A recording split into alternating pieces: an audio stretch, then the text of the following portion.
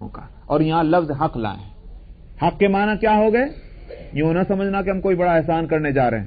فرمایا یہ حق ہے ان کا جو تم ادا کر رہے ہو, لہذا کسی طرح کا احسان جتلانا, یہ دل میں کسی طرح کی کوئی بات محسوس کرنے کے کوئی, یہ حق ہے ان کا جو ان کو ادا ہونا ہے. اب کس طرح ہونا؟ ان میں دو چیزوں کی رعایت کرنی ہے.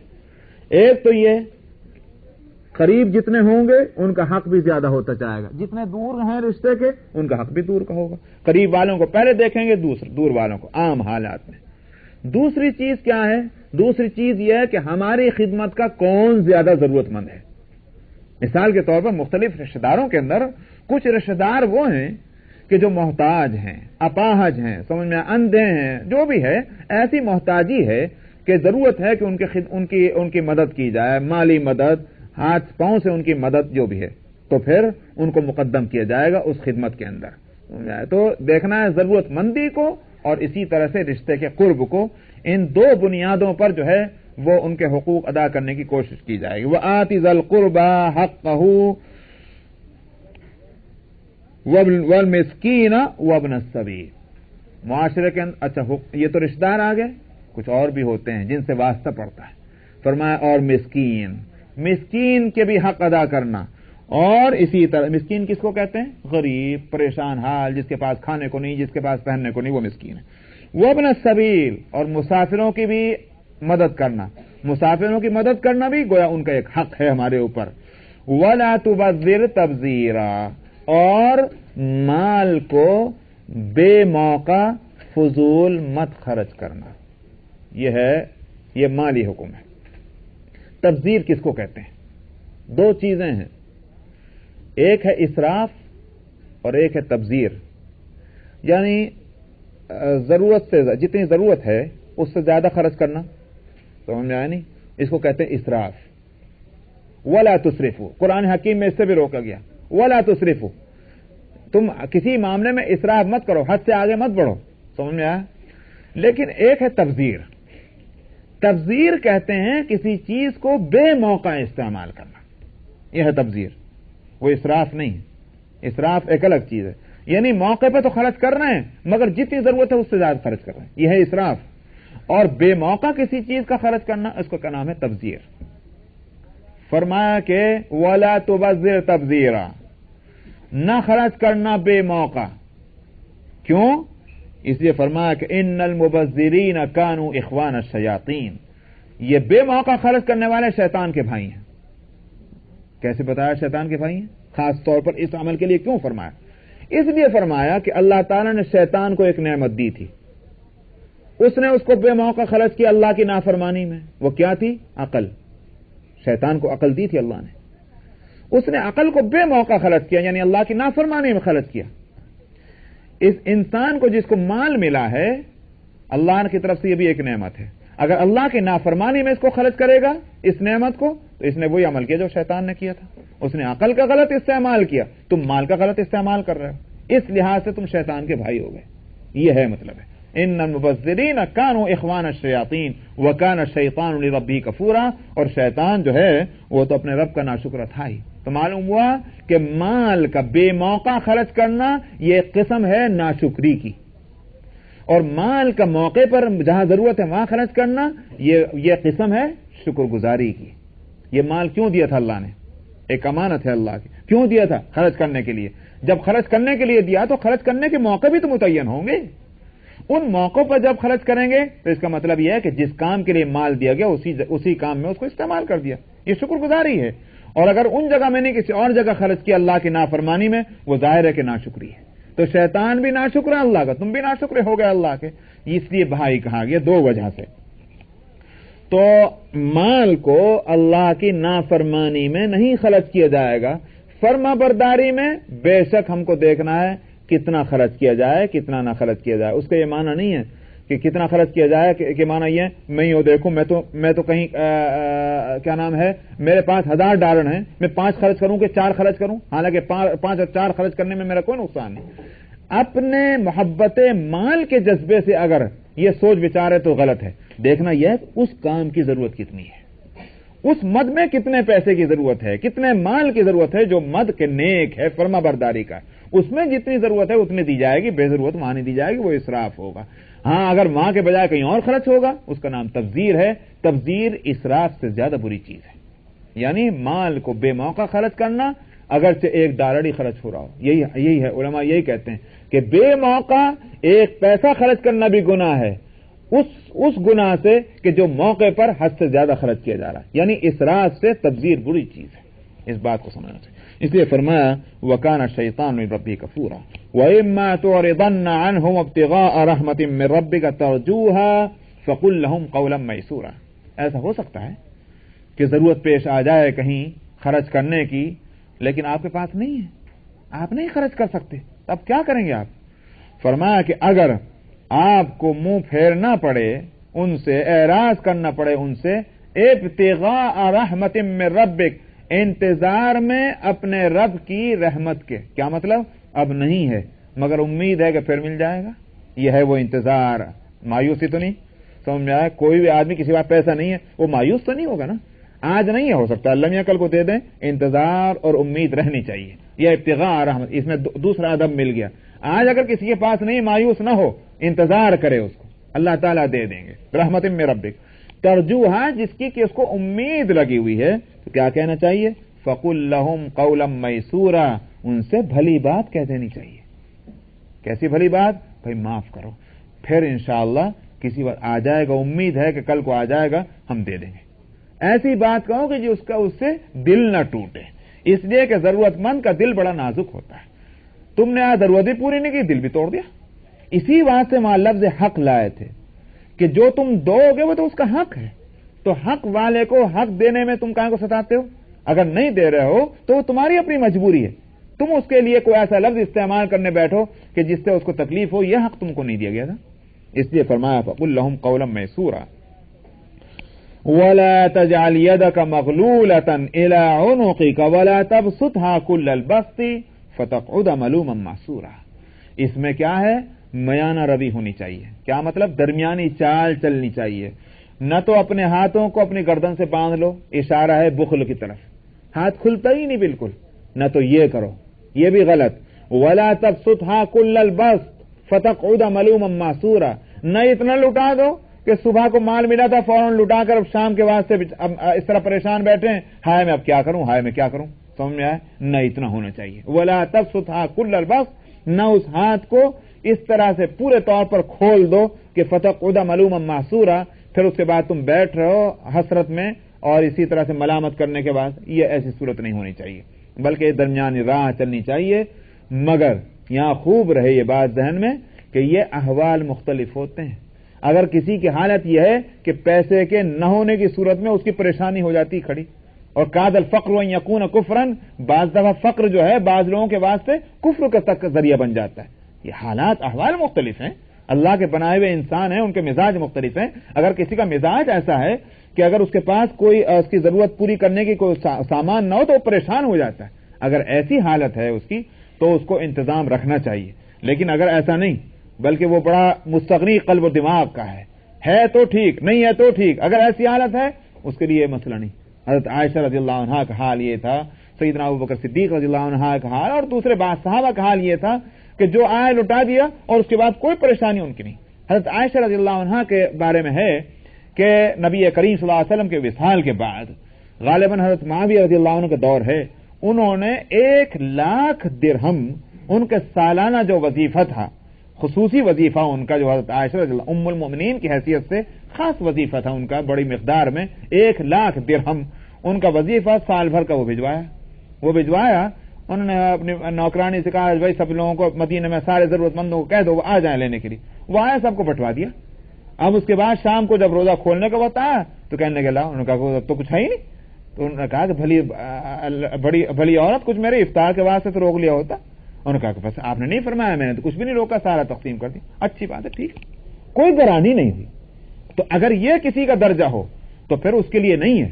یہ عام حالات میں یہ ہے، ہم جیسے جو کمزور ذہن اور کمزور مزاج کے ہیں، اور کمزور بات میں کہہ رہا ہوں، کمزوری کے لفظ میں اپنے لیے کہہ رہا ہوں، ورنہ حقیقت یہ ہے کہ طبیعت کی بات ہوتی ہے۔ حضرت تھانوی رحمۃ اللہ علیہ فرماتے تھے کہ توکل کے یہ معنی نہیں ہے کہ سارا لٹا کر بیٹھ جاؤ کہ اللہ میاں کھلائیں گے، ہے یہ بھی ایک توکل کی قسم، مگر یہ نہیں کہ یہ توکل یہی ہے۔ فرمایا توکل کے معنی ہے انتظام کر کے اللہ پہ بھروسہ کرنا، یہ ہے توکل۔ فرمایا کہ میں بھی انتظام کر کے رکھتا ہوں۔ وہ زمانہ کب کا؟ آج سے تقریباً 60-70 سال پہلے کی بات بتا رہا ہوں۔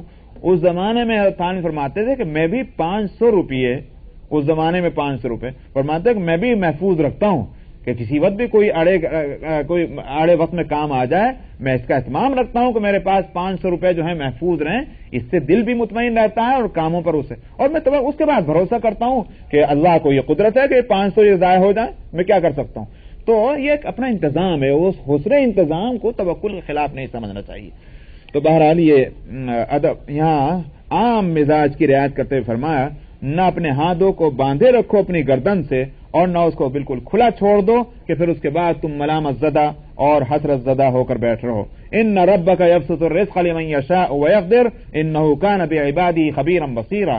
تم کسی کو مالدار نہیں کر سکتے، اس فکر میں مت پڑو، تمہیں جتنا خرچ کرنا ہے اور کرنا چاہیے اتنا خرچ کرو، اس کے بعد یہ تقسیم تو اللہ کی ہے، کسی کو غریب بنایا کسی کو مالدار بنایا۔ آپ کا رب رزق کو کشادہ کرتا ہے جس کے لیے چاہتا ہے اور ناپ تول کر کے دیتا ہے جس کے لیے چاہتا ہے۔ وَيَقْدِرْ إِنَّهُ كَانَ بِعِبَادِهِ خَبِيرًا بَصِيرًا، وہی اپنے بندوں سے باخبر ہے اور ان کو دیکھتا ہے، لہذا وہی تقسیم کرتا ہے۔ تمہارے ہاتھ میں تقسیم نہیں رکھی، تمہیں جتنا کام کرنا ہے، نیکی کرنی ہے اپنے لیے، نیکی سمجھ کر اللہ کو راضی کرنے کے لیے اتنا کام تم کر لو، باقی تقسیم تو یہ اللہ کی ہے جو اللہ نے کر رکھی۔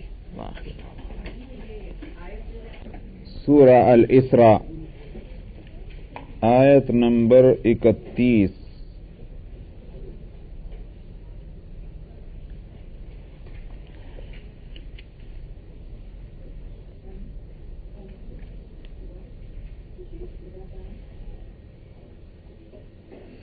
اعوذ باللہ من الشیطان الرجیم،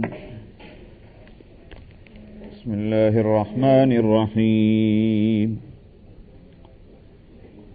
ولا تقتلوا أولادكم خشية إملاق نحن نرزقهم وإياكم إن قتلهم كان خطأ كبيرا ولا تقربوا الزنا إنه كان فاحشة وساء سبيلا ولا تقتلوا النفس التي حرم الله إلا بالحق ومن قتل مظلوما فقد جعلنا لوليه سلطانا فلا يسرف في القتل إنه كان منصورا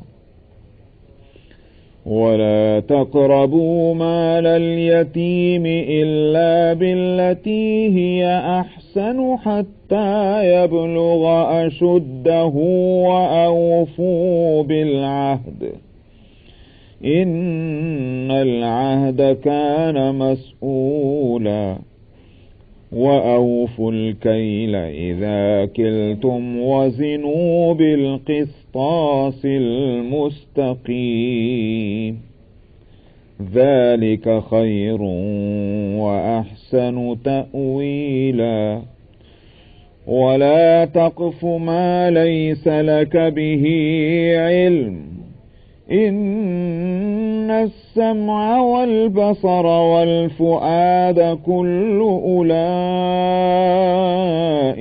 كان عنه مسؤولا ولا تمش في الأرض مرحا إنك لن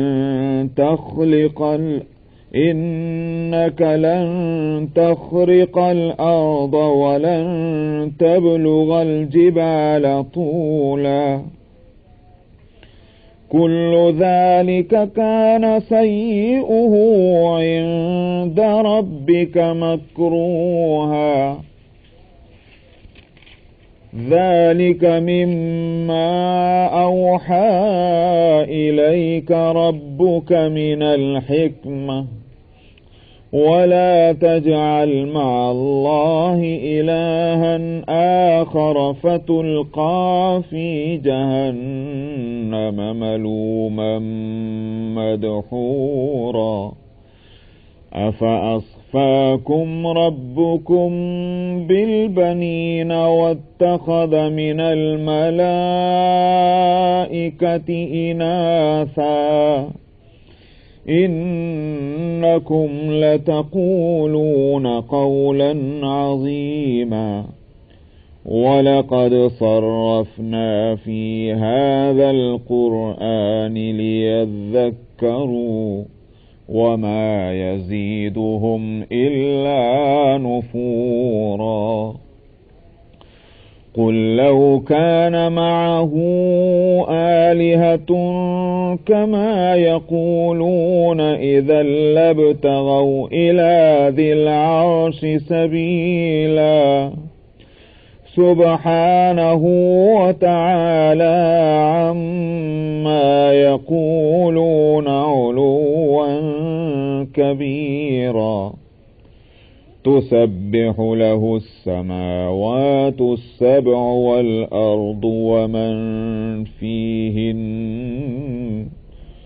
وإن من شيء إلا يسبح بحمده ولكن لا تفقهون تسبيحهم إنه كان حليما غفورا وإذا قرأت القرآن جعلنا بينك وبين الذين لا يؤمنون بالآخرة حجابا مستورا وجعلنا على قلوبهم أكنة أن يفقهوه وفي آذانهم وقرا وإذا ذكرت ربك في القرآن وحده ولوا على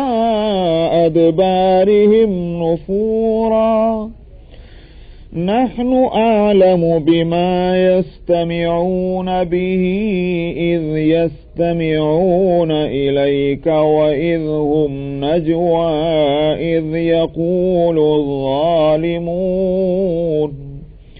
إذ يقول الظالمون إن تتبعون إلا رجلا مسحورا انظر كيف ضربوا لك الأمثال فضلوا فلا يستطيعون سبيلا صدق اللہ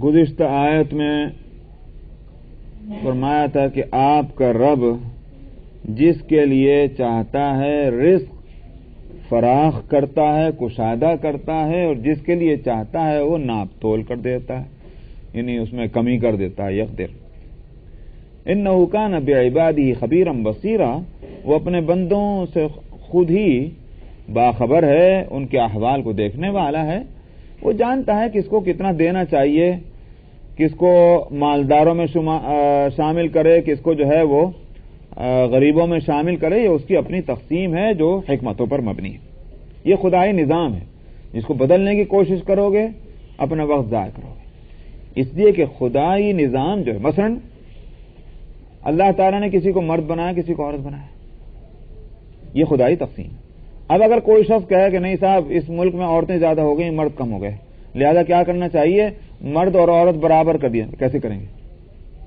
سمجھ میں آیا یعنی بھائی یہ کہ صاحب مردوں کی ضرورت نہیں رہی ہے عورتیں ہی بس ہو جائیں تو کیسے بھائی کیسے یہ اللہ کی تقسیم ہے کسی کو مرد بنایا کسی کو عورت بنایا اسی طرح سے یہ کہ صاحب لوگوں کے قد جو ہیں یہ ڈفرنٹ جو ہیں کوئی 5 فٹ کا کوئی 5.5 فٹ کا کوئی 6 فٹ کا نہیں یہ بالکل غلط ہے اچھی بات یہ سب کے ایک ہی قد و قامت ہوں ظاہر ہے کہ یہ نہیں ہو سکتا اللہ کی تقسیم ہے جیسے یہ اللہ کی تقسیم ہے اور کوئی اس کو اگر بدلنے کی کوشش کرے تو اپنا دماغ خراب کرنا اور دوسروں کا بھی دماغ خراب کرنا اور اپنا وقت ضائع کرنا. ٹھیک ہے, یہ صورت یہاں بھی ہے. رزق کی تقسیم اللہ نے اپنے ہاتھ میں رکھی, تو نہ تو آنے والے رزق کو کوئی روک سکتا ہے اور نہ اللہ نے جو فیصلہ کر دیا کہ اس سے زیادہ نہیں ملے گا اس کے لیے وہ کوئی راستہ نہیں نکال سکتا. یہ اس دائرے میں رہ کر کے کوشش کرتے رہو.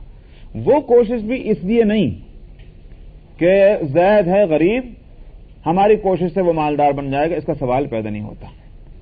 ہماری کوشش کس لیے ہے؟ اس لیے کہ اللہ نے ہم کو مال اسی لیے دیا کہ اس کو خرچ کیا جائے.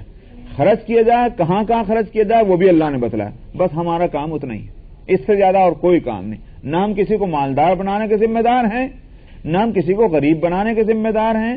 ہمارا کام یہ ہے کہ اللہ نے ہم کو مال دیا, وہ لے جا کر اس کو دے دو, اس کو دے دو, اس کو دے دو اپنے خرچ کے بعد. بس یہ ہے ہماری ذمہ داری. نہیں ہے کہ ہم کسی کو مالدار بنانے جا رہے ہیں یا کسی کو غریب بنانے جا رہے ہیں. سمجھ رہے نہیں بات؟ یہ ہے وہ اسلامی ایک اس تعلق سے ایک تصور جو ذہنوں میں ہونا چاہیے, اس کو اس آیت سے ثابت کیا گیا.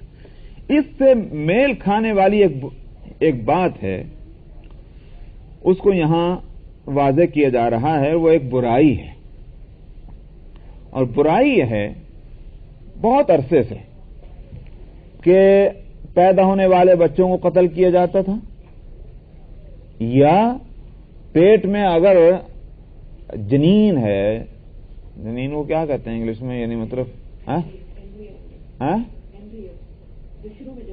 شروع میں جو بچہ وہ ہے, تو اس کو ضائع کر دیا کرتے تھے. کیوں ضائع کرتے تھے؟ کہ صاحب ہمیں کھلانا پڑے گا, پلانا پڑے گا, پہنانا پڑے گا, سارے کام کرنے پڑیں گے, ہم سب اس ساری ذمہ داری کو ہم لینے تیار نہیں ہیں. ہمارے پاس بس اتنا ہی ہے کہ ہم کھا لیں, ہم پی لیں, لیکن یہ کہ آنے والے کو بھی کھلائیں اتنا نہیں ہے. لہٰذا اس کا قصہ پہلے ختم کر دو. تو پیدا ہوتے ہی مار دیتے تھے یا پیدا ہونے سے پہلے مار دیتے تھے, یہ تھی وہ صورت. تو ظاہر ہے کہ یہ بات دماغوں میں کیوں علاوہ اس کے کہ یہ قتل ہے اور قتل بری چیز ہے, لیکن سوال یہ ہے کہ اس قتل کے پیچھے جو ایک اور جذبہ ہے وہ خود برا ہے. سمجھ میں نہیں بات؟ تو اس جذبے کو برا کہا جا رہا ہے. اب اگر اس جذبے کے شاخسانے یہی نہیں کچھ اور بھی ہوں گے تو وہ بھی برے ہو جائیں گے. سمجھ میں نہیں بات؟ یہ میں بھی اس کو بتاؤں گا.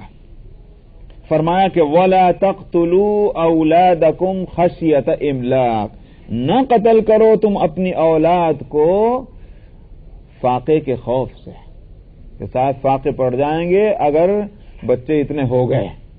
نحن نرزقهم وإياكم, ہم ان کو بھی رزق دیتے ہیں, تم کو بھی دیتے ہیں. تم نہ ان کو دینے والے, ان کو تو کیا دیتے ہیں, تمہارے بس کا تو اپنے ہی پیٹ میں اتارنا نہیں ہے, وہ بھی ہم ہی دیتے ہیں. تو جب ہم تم کو دے رہے ہیں تو تم نے کیسے سوچ دیا کہ ان کو نہیں ملے گا؟ تم کہاں سے لائے؟ اگر ہمارے دیا ہوا تم کھا رہے ہو تو ہمارے دیا ہوا وہ بھی کھائیں گے. وہی بات جو پہلی آیت میں جس اصول کو بتلایا گیا تھا, میں نے کہا اس کے لیے ضروری تھا کہ ایک برائی کا جو اس سے متعلق ہے اس برائی کا علاج ہو. ان قتلہم کان خطئا کبیرا, ان کا قتل جو ہے وہ بڑی بھاری غلطی ہے جو کی جاتی ہے. تو میں نے کہا کہ یہاں صرف قتل کی برائی کو نہیں بتایا جا رہا, وہ تو آگے آ رہی ہے ایک آیت وَلَا تَقْتُلُوا النَّفْسَ. دیکھیے آپ اس کے ایک آیت چھوڑ کر کے اور تیسرے وَلَا تَقْتُلُوا النَّفْسَ الَّتِي حَرَّمَ اللَّهُ إِلَّا بِالْحَقِّ, مت قتل کرو کسی جان کو. تو اگر محض قتل سے روکنا ہوتا تو وہ مسئلہ تو آگے آ رہا ہے. اس آیت کے اندر جو ہے وہ قتل سے ہٹ کر ایک اور چیز کو بتلایا جا رہا ہے, وہ ہے قتل کے بیک گراؤنڈ میں جو احساس, جو شعور, جو خیال, جو فکر کام کر رہا ہے اس کی برائی کو بتلانا ہے. سمجھ میں آیا؟ قتل کی برائی کو نہیں بلکہ اس فکر کی برائی کو جس کا یہ رزلٹ نکلتا ہے کہ قتل ہوتا ہے. سمجھ میں آئی نہیں بات؟ وہ کیا ہے؟ وہ یہ کہ ہم ہی کھلائیں گے, یہ ہے وہ خیال. قرآن کہتا ہے کہ غلط ہے, تم نہیں کھلاؤ گے. اگر اس کو تسلیم کر لیا جائے کہ بے شک میں کھلاتا ہوں, آپ کھلاتے ہیں, آپ کھلاتے ہیں, پھر تو بچے کو مارنے میں کوئی خرابی نہیں, اس لیے کہ بے شک ہم سے بوجھ نہیں اٹھتا.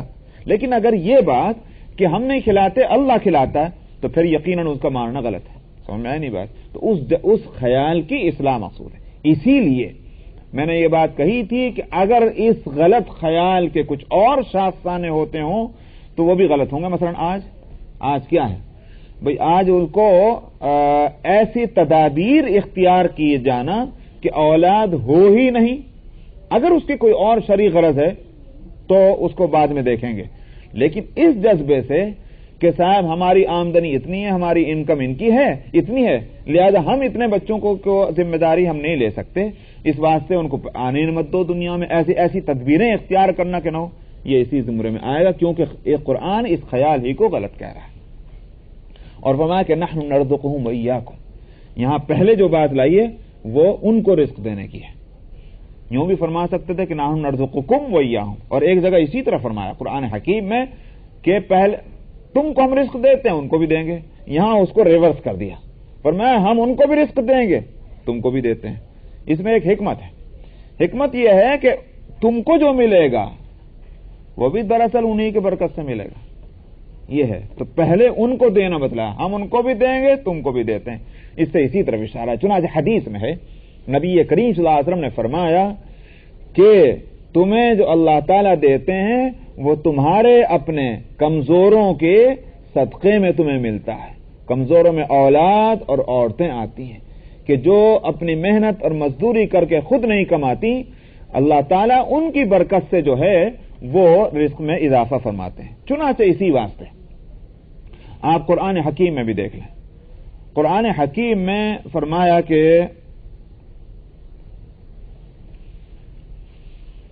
آگے آ رہی وہ آیت کھول دوں تاکہ اسے آپ دیکھ لیں۔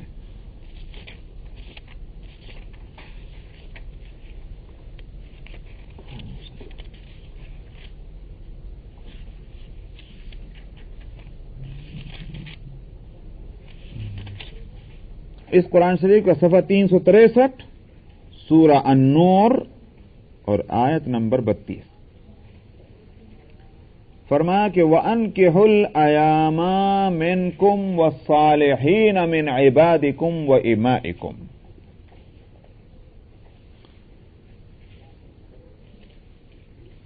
شادیاں کرو تم جو تمہارے لڑکے لڑکیاں ہیں، اپنے آپس میں جو نیک بندے ہیں ان کی شادیاں کرو، اور اپنی باندیوں کی بھی شادیاں کرو، ان سب کی شادیاں کرو۔ نا بھائی شادی کریں گے تو آج تو ایک ہے، کل کو 2 ہوں گے، اس کے بعد 3 ہوں گے، اس کے بعد 4 ہوں گے، اس کے بعد 5 ہوں گے، ہم سے نہیں اٹھتا یہ بوجھ۔ اللہ تعالیٰ آگے فرمایا ان یکونوا فقراء یغنیہم اللہ من فضلہ، اگر آج غریب ہیں اللہ تعالیٰ اپنے فضل سے ان کو مالدار بنائیں گے۔ کس بات پہ وعدہ ہے؟ شادی پر۔ شادی جو ہے یہ غربت کا ایک علاج ہے۔ آپ کہیں گے یہ کیسے؟ وہ اس بشرطے کہ اسلامی جو مزاج ہے اور اسلامی تعلیمات ہیں اگر وہ اس پر یقین ہو، اور اگر وہ ہمارے جو اقلیت جو ہے چاہے سائنس کی ہو چاہے وہ غیر سائنس کی ہو، اگر اس کی روشنی میں دیکھنا چاہیں تو اب اس کو ہم نہیں بتلا سکتے اسلامی اعتبار سے، اور وہ یہ کہ اللہ سبحانہ و تعالی ہر ایک کی روزی اتارتے ہیں، اور وہ اگر الگ الگ رکھا جائے تو ہر ایک کی اپنی اپنی الگ جگہ الگ روزی ہے، لیکن اگر ان کو کمبائن کر دیا جائے تو اس میں اللہ تعالیٰ برکت دیتے ہیں۔ اس برکت کے کیا معنی ہیں؟ حدیث میں فرمایا نبی کریم صلی اللہ علیہ وسلم نے کہ مل کر کھایا کرو، آپس میں مل کر کھاؤ، الگ الگ مت کھایا کرو۔ فرمایا کہ طعام الواحد یکفی للاثنین و طعام الاثنین یکفی للثلاث۔ میں نے کہا کہ سائنس سے اس کو نہیں بتا سکتا، لیکن حدیث صحیح ہے۔ آپ نے فرمایا ایک آدمی کا کھانا اگر مل کر کھائیں گے تو ایک آدمی کا کھانا 2 کے لیے کافی ہوگا، 2 کا کھانا 3 کے لیے کافی ہوگا، یہ فرمایا۔ جب یہ بات ہے تو اب اس صورت میں جب 2 آدمی جڑ گئے ہیں، ایک مرد اور ایک عورت، دونوں کی شادی ہوئی ہے جائز طریقے پر، اللہ کو راضی کرنے کے لیے، اللہ کے حکم پر عمل کرنے کے لیے، تو اب 2 کی روزی جڑ گئی، 2 کی روزی جڑنے سے اس میں برکت کیا ہوئی؟ تیسرے آدمی کی جگہ نکل آئی۔ سمجھ میں آیا؟ یہ ہے وہ اسلامی تعلیم۔ ان یکونوا فقراء یغنیہم اللہ من فضلہ۔ 3 اگر تیسرا اور پیدا ہو گیا، وہ بھی اپنی روزی لے کر آ رہا ہے، اس کو بھی جوڑ لیجئے اس میں، تو چوتھے کی جگہ نکل آئی۔ یعنی موجود ہے، آدمی کھانے والا موجود نہیں ہے اور اتنی روزی ہاں موجود ہے پہلے سے آلریڈی۔ یہ ہے اللہ کی طرف سے انتظام۔ سمجھ میں آئی نہیں بات؟ یہ کہ 2 آدمی ہیں تو 3 آدمیوں کا کھانا موجود ہے، 3 ہیں تو 4 کا کھانا موجود ہے، 4 ہیں تو 5 کا کھانا، اس طرح سے آپ بڑھاتے چلے جائیے، مزید ایڈیشنل آدمی کی روزی اللہ تعالیٰ دیتے ہیں. یہ ہے، تو اس لیے یوں کہیے کہ مہمان کا کھانا پہلے سے موجود ہے.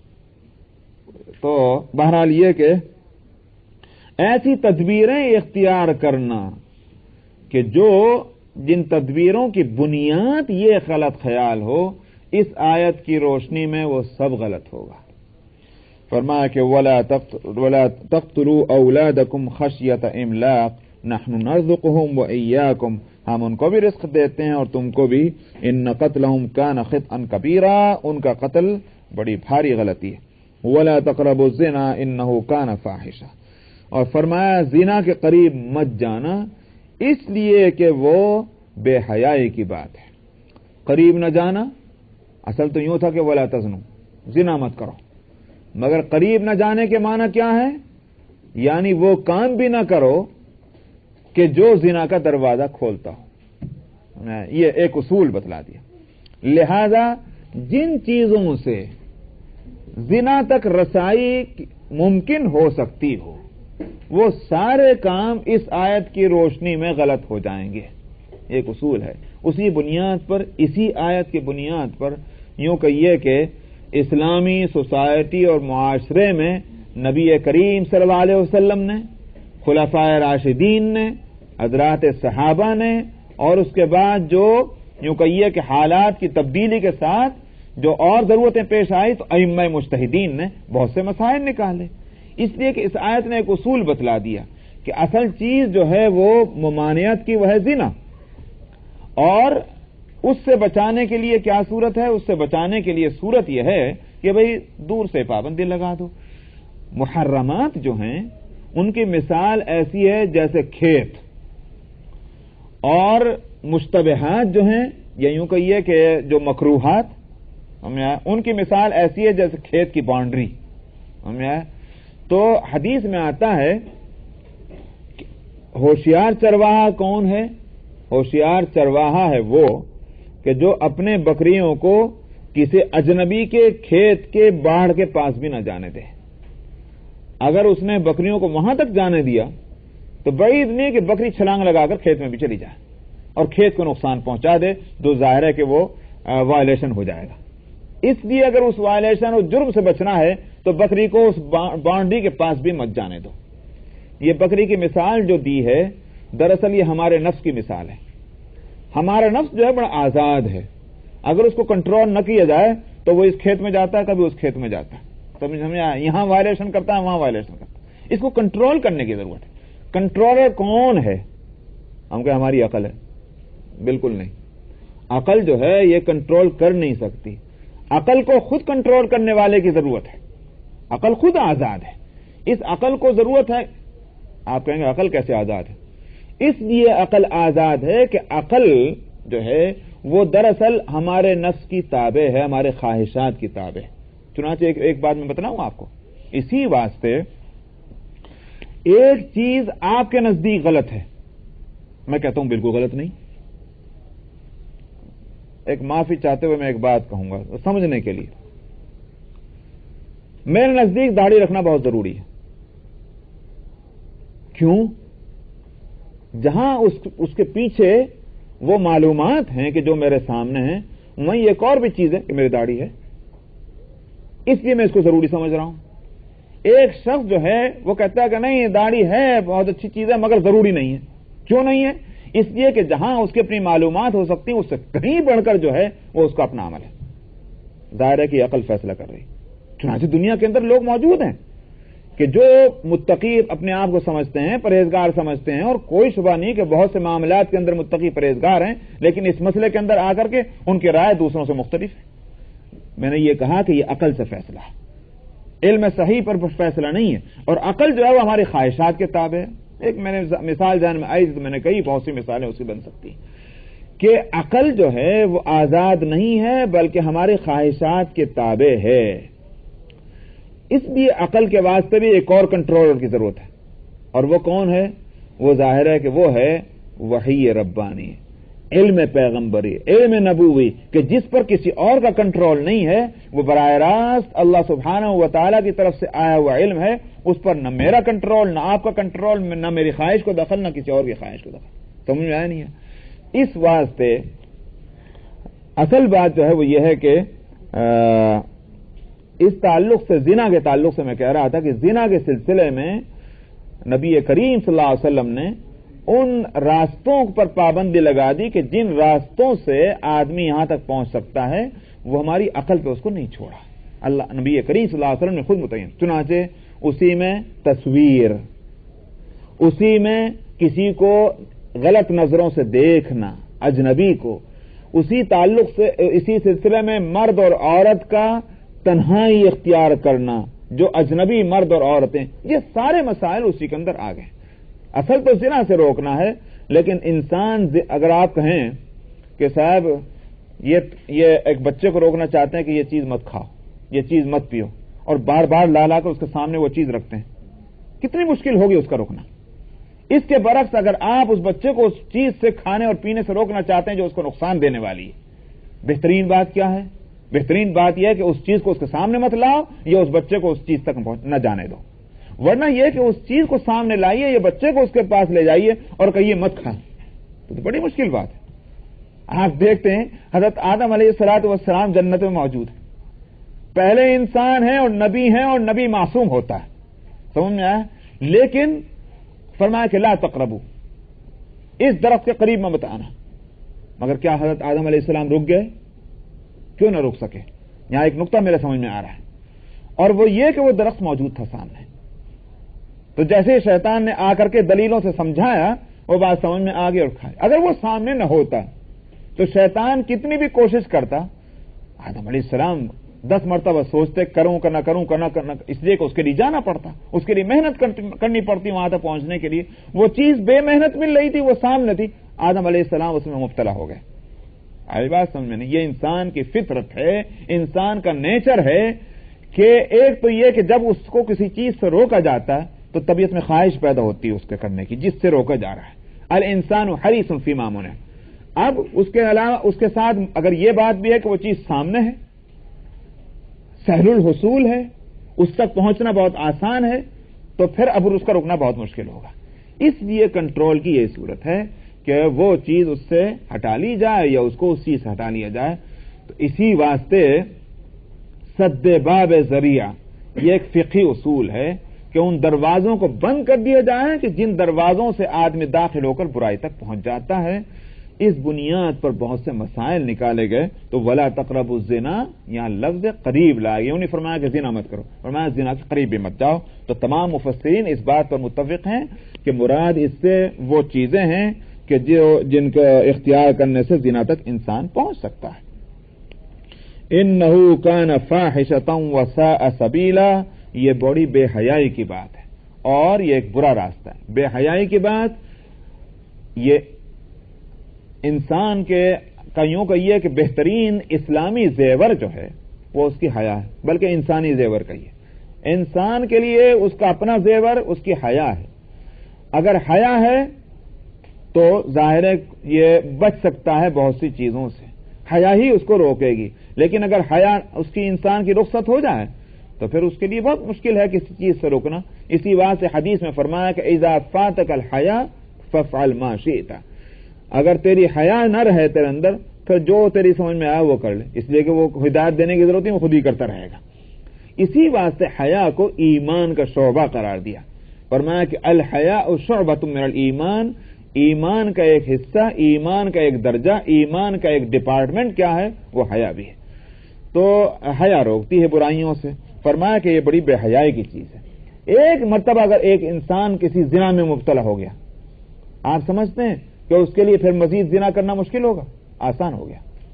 سمجھ میں آیا؟ یہی بے حیائی ہے. اس لیے فرمایا کہ انہ کان فاحشہ وساء سبیلا، اور وہ برا راستہ. برا راستہ اس لیے فرمایا کہ یہ زنا جو ہے بے شمار برائیوں کا راستہ کھولنے والی.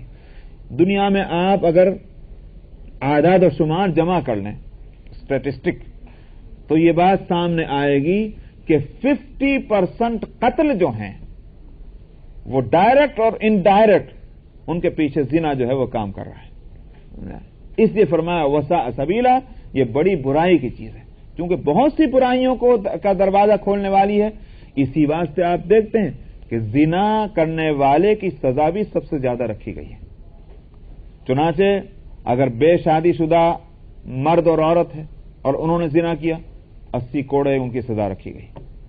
اور اگر شادی شدہ ہیں دونوں تو ان کے تو پتھر مار مار کر ہلاک کرنا، جس کو سنسار کرنا کہتے ہیں، رجم کرنا ہوا ہے، قتل کر دینا، ان کی سزا رکھی گئی. کیوں رکھی گئی؟ اور جرائم کی یہ سزا نہیں ہے. مثلا چوری ہے، چوری کی سزا ہاتھ کاٹ دینا تو ہے، لیکن قتل کرنا نہیں.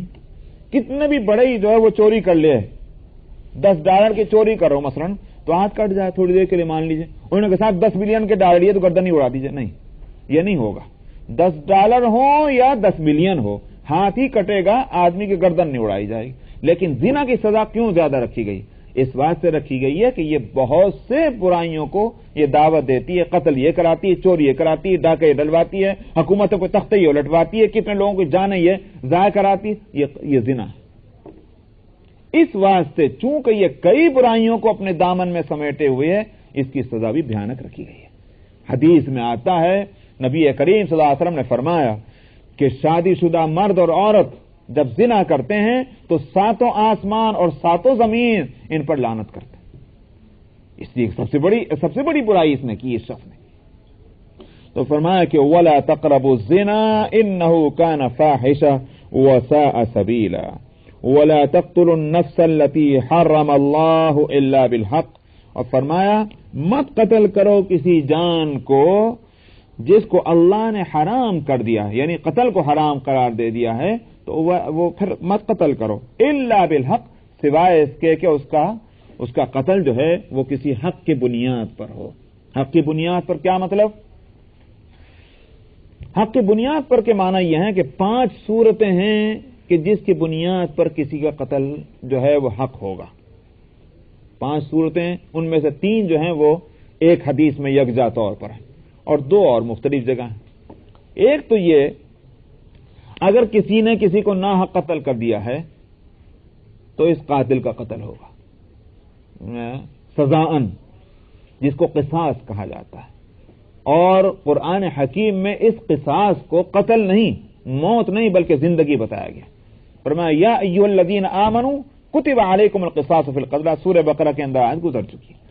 کتب علیکم القصاص فی القتلى، اے ایمان والو تمہارے لیے قتل کے بدلے میں قصاص رکھا گیا ہے بطور سزا کے.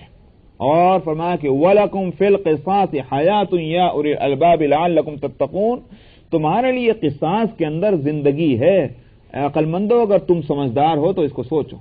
اس قصاص کے طور پر جو قتل کیا جائے گا اس میں زندگی ہے. کیوں زندگی؟ قاتل کو اگر نہ قتل کیا گیا، آج جیسے میں نے شروع میں بتایا تھا، اگر کسی نے ایک زنا کیا اس کے لیے دوسرا زنا آسان ہو گیا. اسی طرح سے جس نے ایک قتل کیا اس کے لیے دوسرا قتل آسان ہے.